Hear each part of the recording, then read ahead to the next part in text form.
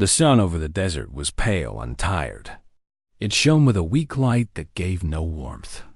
Sand stretched in every direction like an endless sea, and the wind moved slowly over the dunes, carrying the sound of nothing. Far away in the distance, dark shapes rose from the ground. These were not mountains, and they were not cliffs. They were huge towers of black stone standing as if they had been placed there by a hand far greater than any human hand.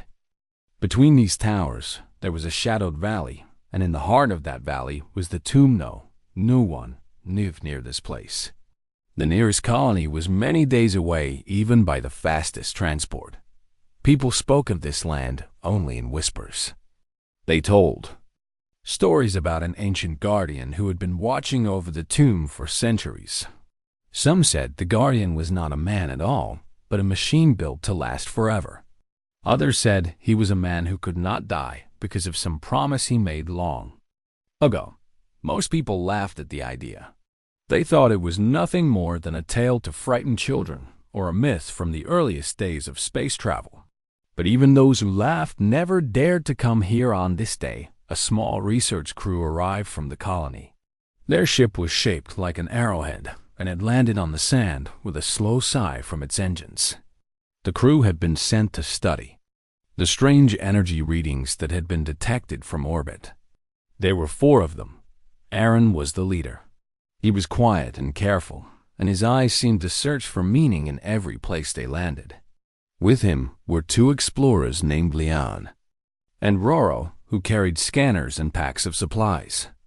The last member was Sana, the pilot, who stayed near the ship while the others walked toward the towers. The air was dry and thin. Every step crunched softly on the sand.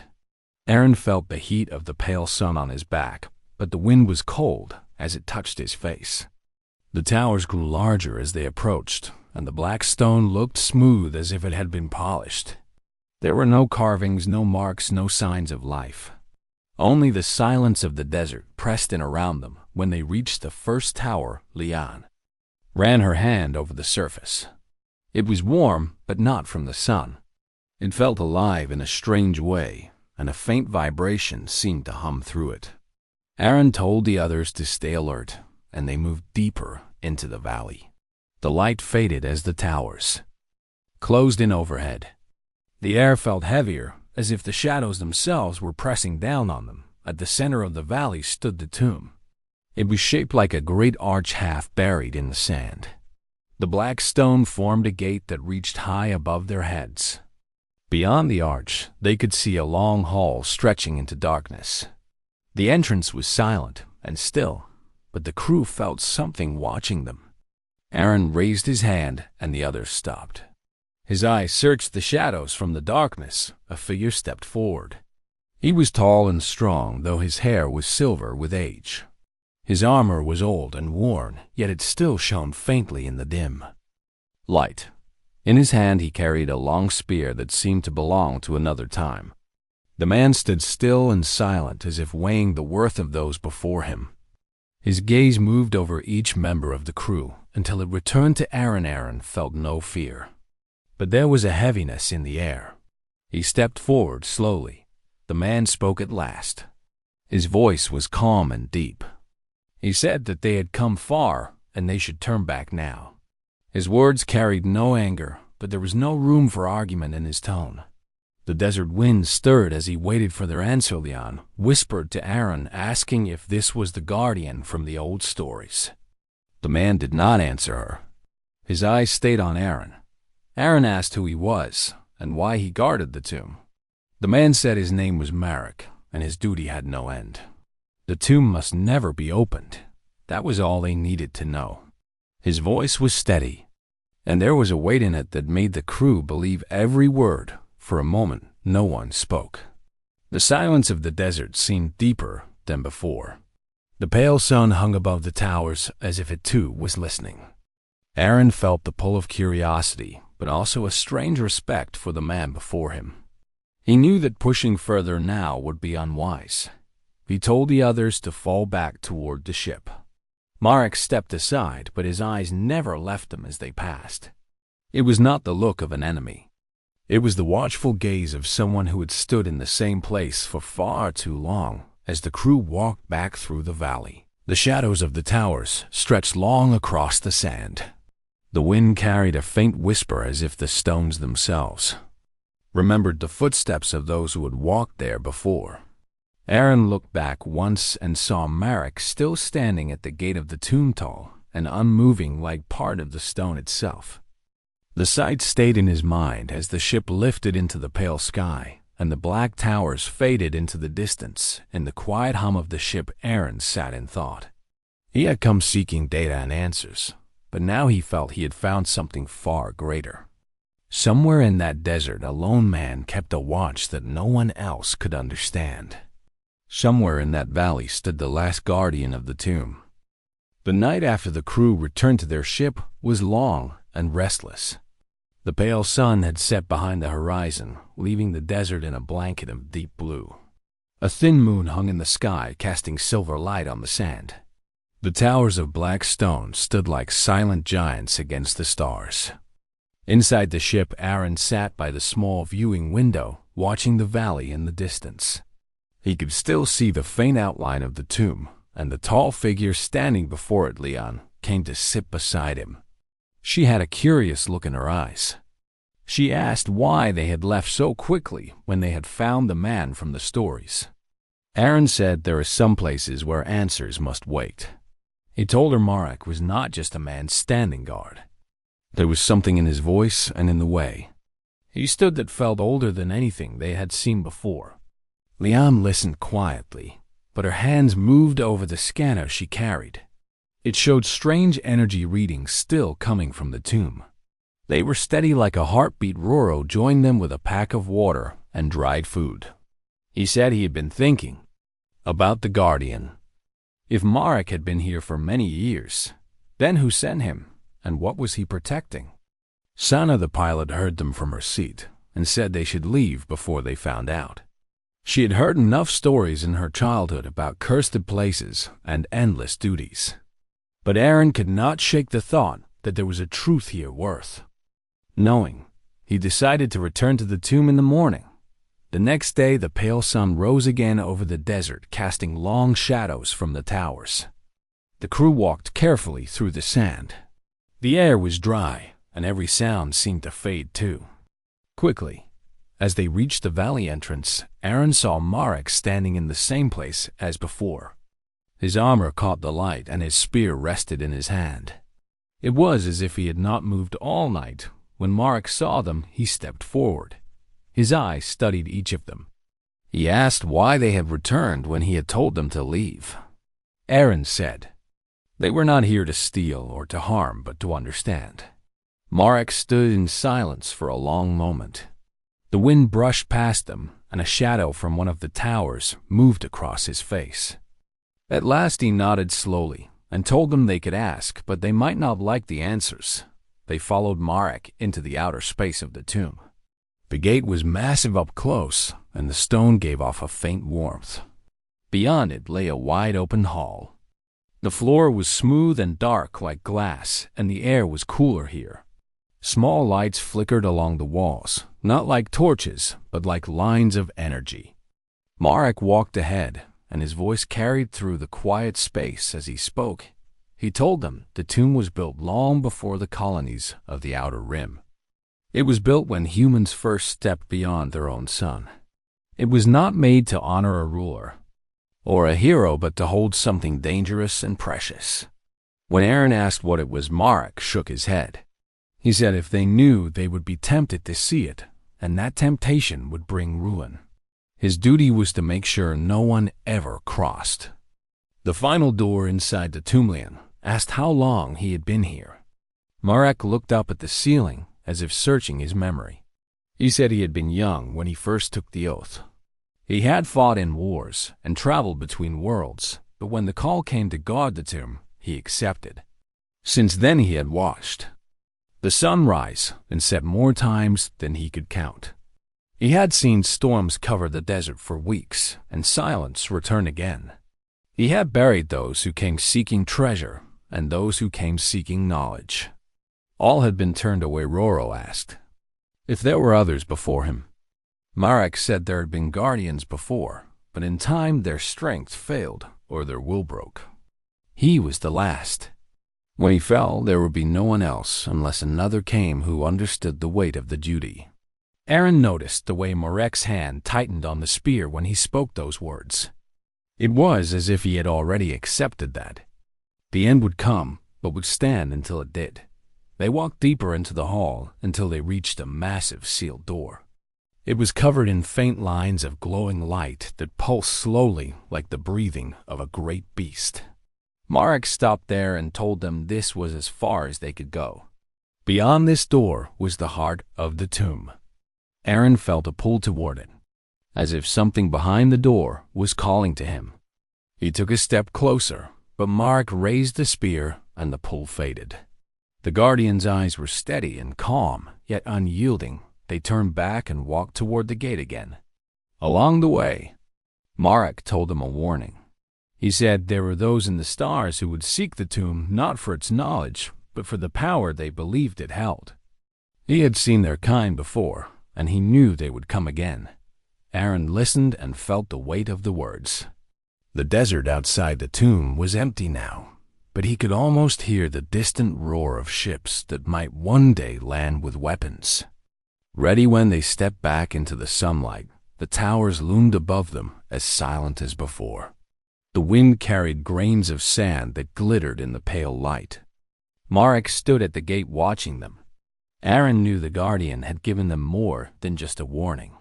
He had given them a choice to either leave this place and never return, or to become part of its story. Aaron was not sure yet which path he would take as they walked back to the ship Leon, glanced over her shoulder, and saw Marek still standing tall before the tomb. It was as if he was part of the stone and the shadow and the sun all at once. The image stayed in her mind, and she felt that no matter how far they traveled, she would remember the silent figure guarding the heart of the desert. The pale sun was high above the desert when Aaron returned alone to the tomb. The rest of the crew stayed near the ship to study the readings from a safe distance, but Aaron felt there was more to hear from the guardian. The wind moved slow over. The sand and the towers of black stone rose like silent watchers. Marek stood at the gate as before, his spear resting lightly in his hand. When Aaron came closer, the guardian did not move, yet his eyes followed every step Aaron greeted him and said. He had questions about the oath Marek had taken. The guardian looked at him for a long moment before speaking. His voice was steady and calm like the desert itself. He said that long ago, when humans first spread among the stars, they found things they could not understand. Some were wonders that gave light and life to new worlds. Others were dangers that could not be destroyed and could not be left unguarded. The tomb was one of those places. Inside was a power that could change everything, and not for the better. Marek told him the oath was simple but heavy. He had sworn to keep the tomb sealed until the end of his life, and to let no one pass the final door. There had been many years since that day, and he had seen many come to test his strength or his resolve. None had succeeded. Aaron asked if he had ever wanted to leave. Marek turned his gaze to the horizon where the sand met the sky. He said he had thought of it in the early years, but the thought always faded. The duty had become a part of him until he could not imagine walking away. The wind picked up and carried grains of sand that sparkled in the light. Marek told Aaron of the others who had stood here before him. There had been 7 guardians since the tomb was built. Some had been soldiers trained for battle. Others had been thinkers and scholars who understood the dangers within. One by one they had fallen to age or to those who came seeking the tomb. Marek had been the youngest when he took the place of the last guardian. Now he was the oldest. Aaron asked what would happen when Marek was gone. The guardian was silent for a time. Then he said that when his watch ended, the tomb would either fall to those who came for it, or another would take his place. But he would not search for that person. The tomb chose its guardian in ways he did not fully understand. He believed it was more than chance that had brought him here and kept him here. They walked a short way into the hall again, stopping at the great sealed door. The lines of light along its surface pulsed slowly like a slow heartbeat. Marek told Aaron that this door had never been opened since it was sealed. Not even the Guardians had looked inside. Their task was not to learn what was within, but to make sure no one else learned. He said knowledge was a gift only when it could be used with care, and this was knowledge that would destroy more than it could ever save. Aaron felt a deep respect for the man before him. This was not a soldier fighting for glory or for pay. This was someone who had given his entire life to protect something he would never use and might never fully understand. The thought made Aaron uneasy. He asked if Marek had any family. The Guardian said his family had been gone for many years. At first he had mourned them, but over time the desert had become his home and the tomb his only companion. He spoke without sadness, as if the years had worn away that part of him. They stepped back out into the sunlight, and Marek stood at the gate once more. Aaron noticed that even in the heat of the desert, the Guardian seemed untouched by fatigue. His stance was firm, his eyes steady. Aaron asked if the stories about him living for centuries were true. Marek said the years here felt different. Time passed in a way he could not explain. He had seen seasons come and go, but it was as if the desert had slowed the march of days. He did not know how long he had been here in the measure of other worlds.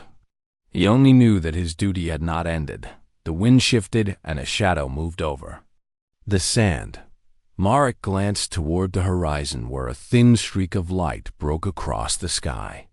It faded quickly, but left a feeling in the air that something far away had just taken notice of this place. Marek told Aaron that the tomb's presence could be felt by those who knew how to look. The energy within it was like a beacon that reached across the stars.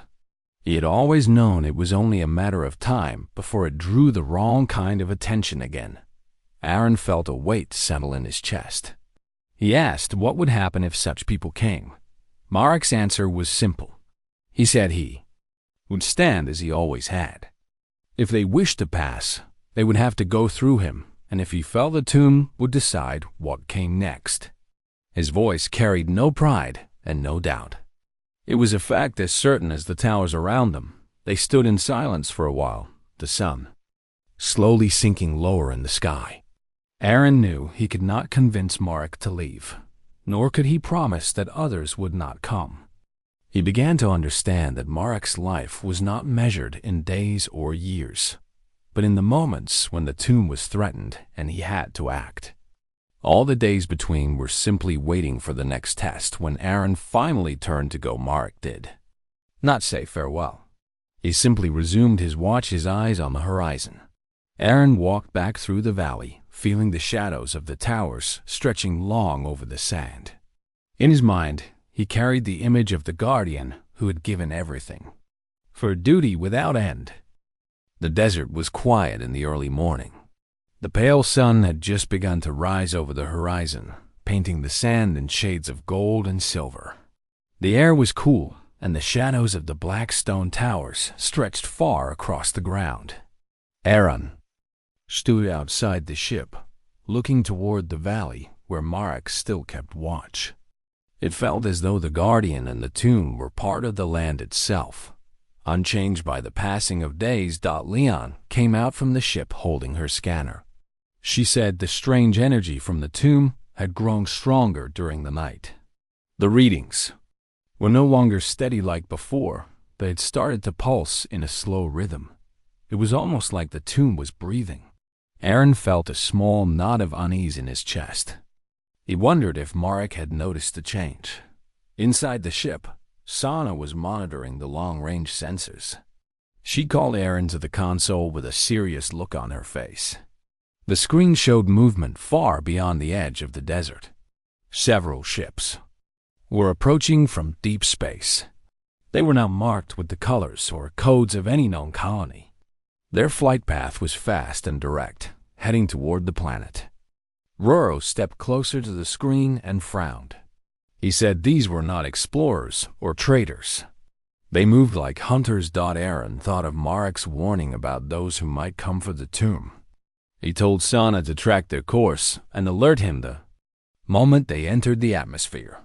He decided to go to the tomb before the strangers arrived. The walk to the valley felt different now. The wind was stronger, carrying a low hiss through the sand. The towers seemed darker, their shadows sharper. Marek stood at the gate as always, but Aaron could tell by his eyes that the guardian already knew. Before Aaron could speak, Marek said the words he had been expecting. "They are coming." Aaron asked how Marek could be sure. The guardian said the tomb's presence could be felt not only by the sensors of machines, but by the senses of those who understood power. He had felt this kind of approach before. Marek's voice was calm, but there was a weight in it that told Aaron this was not a small threat. Leon and Roro arrived moments later, carrying equipment. They told Marek about the incoming ships and the speed at which they were closing in. Marek listened without any sign of surprise. He asked only how long until they landed. Sana's voice came through Aaron's communicator, saying the ships would reach the planet within the hour. Marek turned his eyes toward the horizon where the pale sky met the endless sand. He said there would be no time to prepare traps or defenses. The tomb was not meant for war. It was meant to be closed. The defense was the guardian himself. Aaron asked if he had faced many before.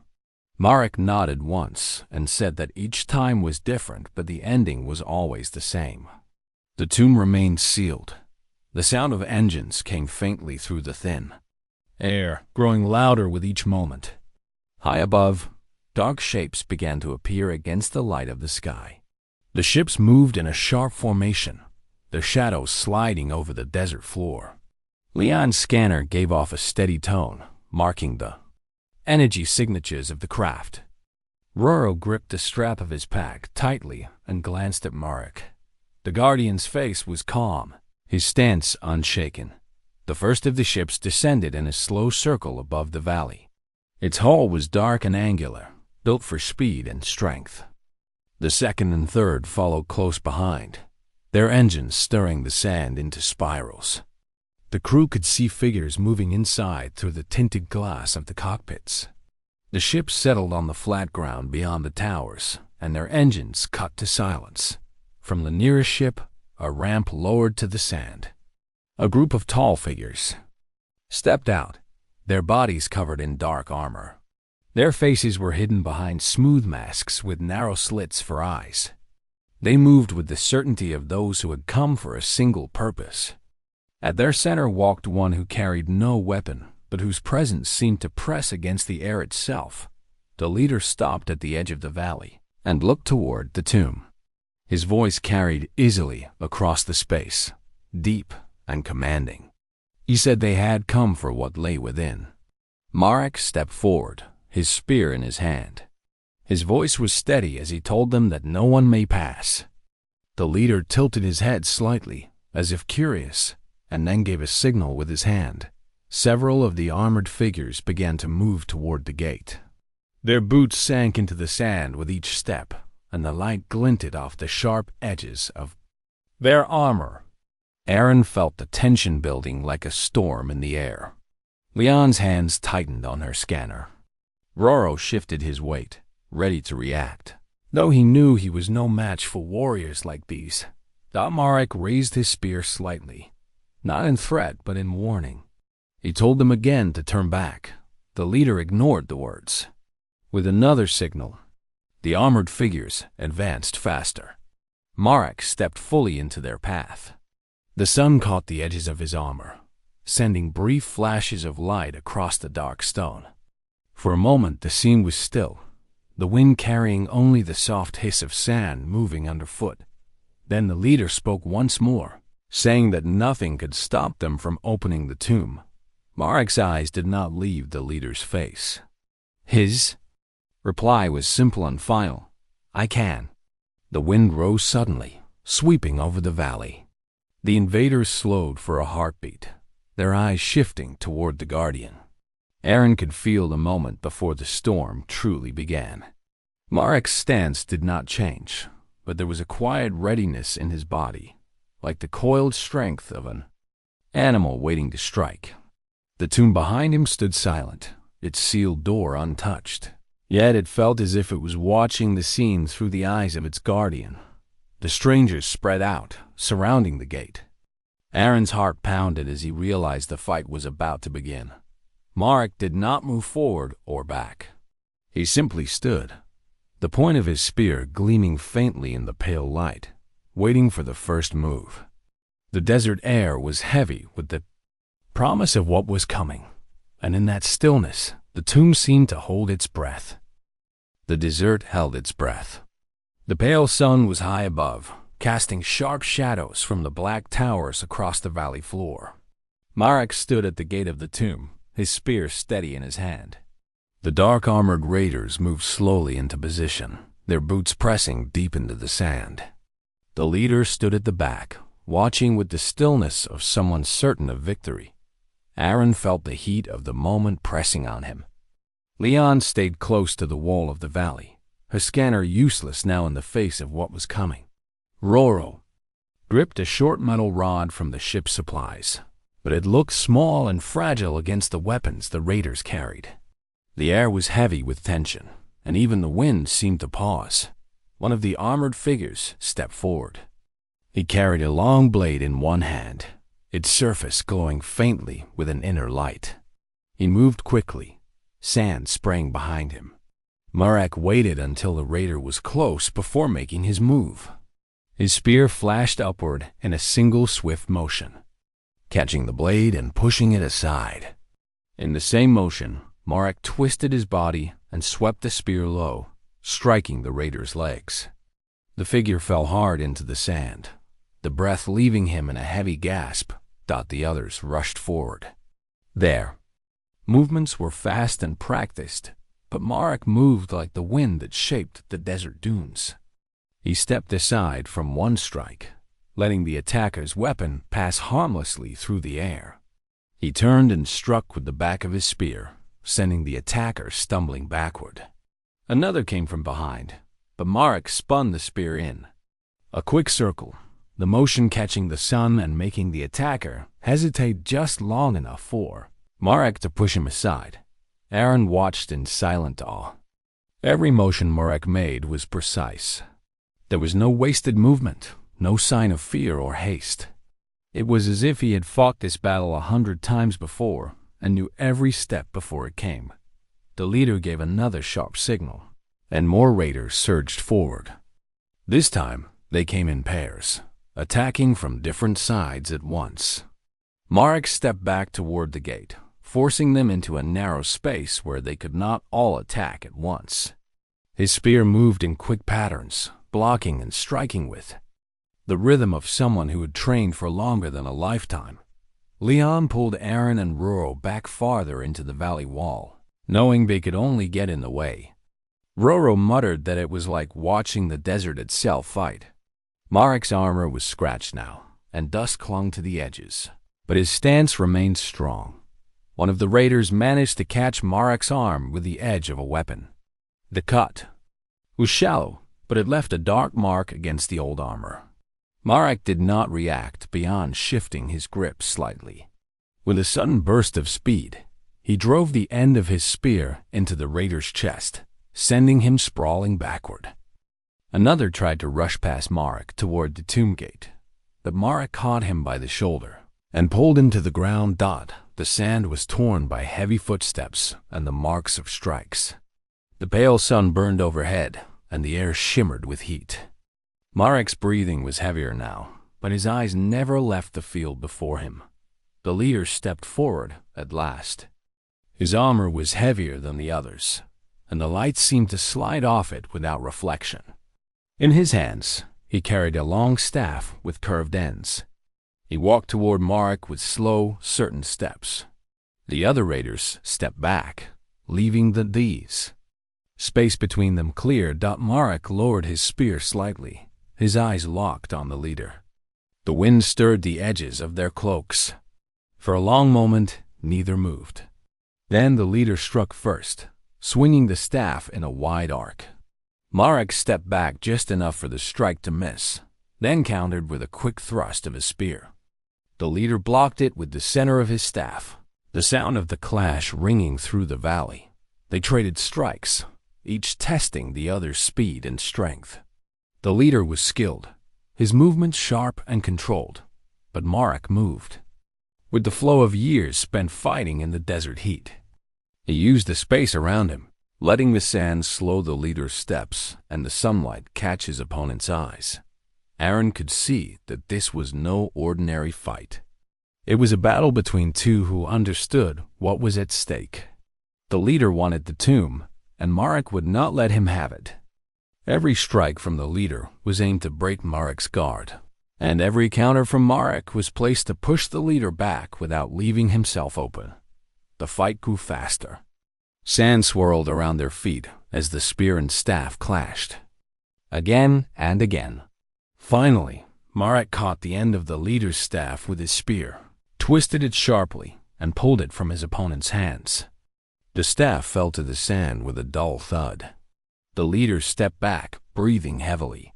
Marek stood still, his spear pointed downward. He told the leader that the tomb was not for him and never would be. The leader looked at Marek for a long moment, then turned sharply and gave a signal to his warriors. One by one, they stepped back toward their ships, dragging the injured with them. The sound of engines filled the air again as the raiders lifted off. The ships rose into the pale sky, their shadows sliding away over the sand. The valley grew quiet once more. Marek turned to the crew.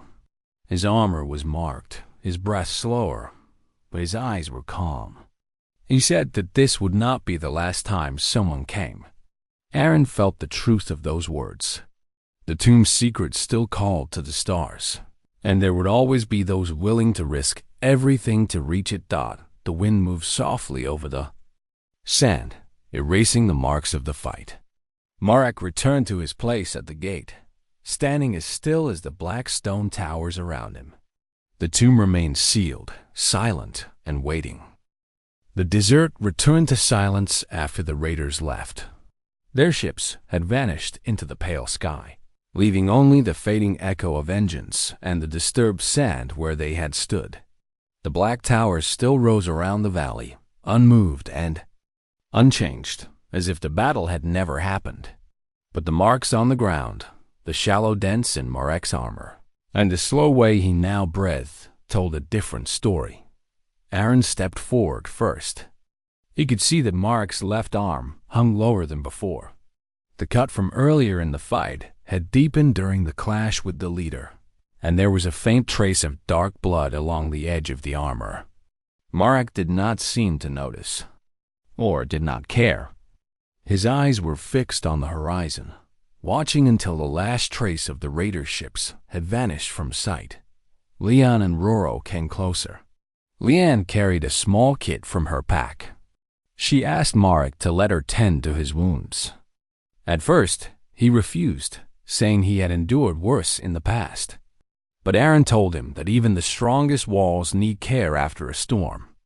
Marek looked at him for a long moment, then gave a slow nod and sat on one of the flat stones near the gate. The armor was old, but still strong. Yet as Leon worked, she saw how many marks it carried from battles long past. Some scratches were deep, others barely more than faint lines, each one a memory of a moment when Marek had stood in the path of danger. Beneath the armor, his skin was weathered from the sun and scarred from old wounds. He did not flinch as Leon cleaned the cut, though the desert wind stung as it passed. While she worked, Marek spoke in a quiet voice. He said the fight today had been like many before, but each time it grew harder. Not because the enemies were stronger, but because the years weighed more heavily on him now. His body was not as quick as it once had been. Aaron asked if he feared that one day he might not be able to stop those who came. Marek shook his head. He said fear was a waste of strength. His only task was to stand until he could no longer stand. Roro sat nearby, looking toward the great sealed door inside the tomb. He asked what was really beyond it. Marek's eyes followed his gaze, but his voice carried the same answer as before. It was not for anyone to see. The danger within was not just in what it could do, but in the desire it would awaken in those who learned of it. Curiosity could be as dangerous as any weapon. As the afternoon sun moved higher, the heat began to press down on the valley. The sand shimmered in the light, and the air grew heavy. Marek rose slowly to his feet, his movements careful now. Aaron could see the effort it took, but Marek's stance was still straight, his shoulders set as though nothing had changed. He walked back to the gate and took his place again, the spear resting lightly in his hand. Aaron stepped beside him. The valley stretched empty before them, but Aaron's mind was still full of the battle they had just seen. He asked Marek if it was always like this, sudden violence, then silence. Marek nodded.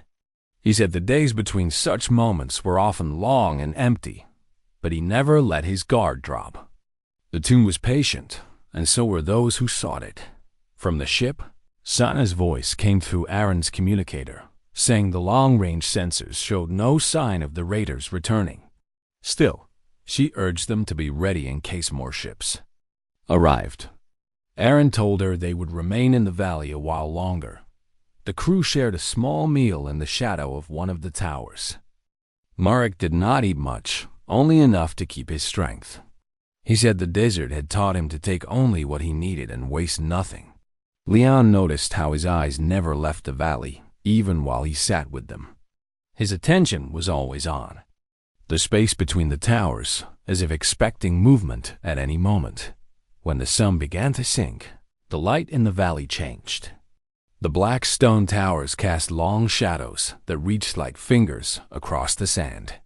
The wind picked up again, bringing with it the cool scent of night. Aaron looked at Marek and saw how the shifting light made him seem part of the towers themselves, a living piece of the ancient stone. Before they returned to the ship for the night, Aaron asked one last question. He wanted to know if Marek ever thought of passing the duty to someone else. Marek did not answer at once. His gaze stayed on the tomb, his face unreadable. Finally, he said that the tomb chose its guardian, not the other way around. When the time came, it would be clear who should stand here. Until then, it was his place and his alone. The walk back to the ship was quiet. The crew moved through the valley with the sound of sand under their boots and the distant whisper of wind between the towers. Behind them, Marek remained at the gate, his figure growing smaller with each step they took.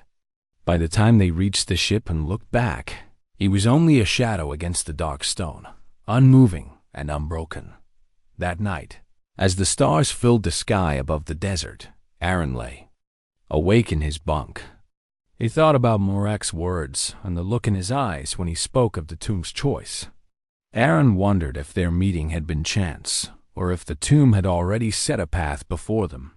He felt the weight of something unspoken, something that reached beyond the desert and into the dark space between the stars.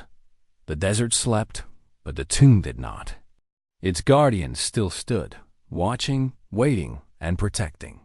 And though the raiders had been driven away, the price of protection was written in the marks on Marek's armor, the wear in his step, and the years that had been given to a duty without end. Morning came softly over the desert. The pale sun rose from behind the horizon, sending long bands of light across the dunes. The wind was quiet, moving just enough to stir the fine grains of sand. From the deck of the ship, Aaron could see the black towers standing dark and steady in the distance. At their heart was the tomb, and in front of it stood Marek, still and watchful as always. The crew had decided to visit him one last time before leaving the planet. Their supplies were low, and the colony expected their return. Yet none of them felt ready to go without saying farewell to the guardian. Even Sana, who had wanted to leave from the beginning, agreed they should speak to him once more. The walk to the valley felt different this time. There was no tension in the air, no threat waiting on the horizon. The ground was marked faintly where the raiders had fought, but the wind had begun to erase those signs.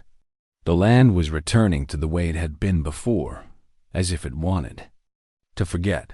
Marek greeted them with a simple nod when they reached the gate. His armor had been cleaned of the dust and blood from the battle, though the scratches and dents remained. They were part of his story now, and he wore them without shame. Aaron told him they had come to thank him for what he had done. Marek's eyes held the same calm they always had. He said there was no need for thanks. The battle had been only another day in the long watch. Yet when Leon stepped forward and placed a small package in his hands, he looked at it with quiet curiosity. Inside was a folded cloth marked with the symbol of their colony. She said it was a gift, a sign that their people would remember him. Marek ran his fingers over the fabric for a moment, then set it carefully on a flat stone beside the gate. He said he could not carry it with him, but the tomb would keep it safe. Aaron understood that Marek lived with as little as possible, taking nothing from those who came and leaving nothing behind except the duty he carried. They spoke together in the shade of the gate. Marek told them more about the first days of the tomb, about the people who had built it. They were explorers and protectors, not rulers. They had seen wonders and dangers beyond what most could imagine. In those early years, humans were still learning what it meant to live among the stars. They believed some things should be kept safe until the galaxy was ready, even if it took centuries. Aaron asked if Marek believed that day would ever come. The Guardian looked toward the great sealed door inside the tomb. He said he did not know. Perhaps one day, humanity would reach a time when the power inside could be used without greed or destruction. Or perhaps it would always be too dangerous. His task was not to decide, only to keep it safe until that decision was possible. The sun climbed higher, filling the valley with light. The air grew warmer, and the shadows of the towers began to shorten. Marek walked with them a short distance away from the gate, stopping where the valley opened toward the desert. From here, they could see the endless dunes and the faint line of the colony far in the distance. He told Aaron something he had never said before. The tomb's choice of guardian was not only about strength. It was about a willingness to give without expecting anything in return. A guardian had to stand for more than the tomb. They had to stand for all life, for the promise that some things were worth protecting no matter the cost. He said that promise was the heart of humanity's legacy. Aaron felt the weight of those words. He thought of the battles Marek had fought, the years he had stood alone in the desert, the family he had left behind. All of it had been given for a future he might never see. It was not just duty. It was belief. Leon asked if Marek ever felt lonely. Marek gave a faint smile. He said the desert was not empty to him. It held the memories of those who had come before, both friend and foe. The wind carried voices if one knew how to listen. And the tomb itself was never truly silent. It had a presence, a steady heartbeat that kept him company through the long nights. When the time came to leave, the crew stood together at the edge of the valley. Marek returned to his place at the gate. The sun shone on his armor, and the black towers rose high behind him. He told them to travel safely and to remember what they had seen here. He said the tomb story did not belong to him alone. Anyone who understood its purpose carried part of it with them. Aaron looked at him last time before turning away. He felt as though leaving the valley was like closing a chapter in a book he had only just begun to read. The walk back to the ship was quiet. Each of them carried their own thoughts, the desert stretching wide around them. When the ship rose into the sky, Aaron stood at the viewing window. The towers grew smaller below, and Marek's figure became only a point of light in the shadow of the gate. Yet even as the planet fell away beneath them, Aaron could see him clearly in his mind. The lone guardian, standing without fear, holding back the tide of time itself. The stars spread out ahead of them, but the memory of the desert stayed. Aaron knew that somewhere far below, under the pale sun, the tomb still rested and the last guardian still watched. And he knew that as long as Merrick stood there, the promise of humanity's protection endured. The ship turned toward the colony, but Aaron's thoughts remained with the man in the desert. The galaxy was vast, filled with wonders and dangers. It felt somehow safer knowing that Merrick was there. Not because he was unbeatable, but because he would never stop standing. That, Aaron realized, was the true strength of the Guardian.N. The quiet of the ship, Aaron closed his eyes and made his own silent promise. If the tomb ever called again, he would return. Until then, he would carry its story forward, as Marek had asked. The desert would keep its secrets. The Guardian would keep his watch, and the legacy of humanity would remain unbroken.